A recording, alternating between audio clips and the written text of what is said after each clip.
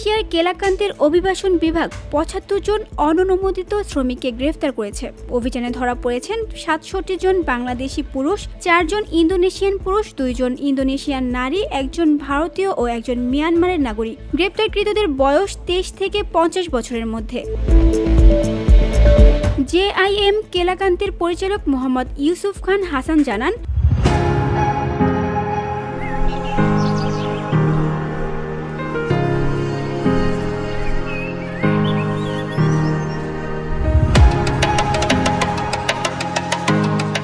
গোয়েন্দা তথ্য ও জনসাধারণের সহযোগিতায় পরিচালিত যৌথ অভিযানে কোটাবারু ও পাশিরমাস এলাকার নির্মাণ স্থলগুলোতে অভিযান চালানো হয়। তিনি বলেন, এই অভিবাসীরা সীমান্তের অবৈধ পয়েন্ট দিয়ে প্রবেশের পর একটি পরিবহন চক্রের মাধ্যমে কোটাবারুর লেম্বাসিরে বাস টার্মিনালে নিয়ে আসা হয়। ধারণা করা হচ্ছে সেখান থেকে তারা উপদ্বীপের পশ্চিম উপকূলের রাজ্যগুলোতে যাওয়ার প্রস্তুতি নিচ্ছিলেন।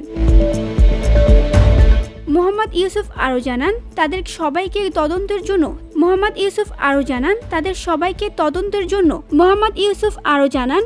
সবাইকে তদন্তের জন্য তানামেরা অভিবাসন আটক কেন্দ্রে পাঠানো হয়েছে।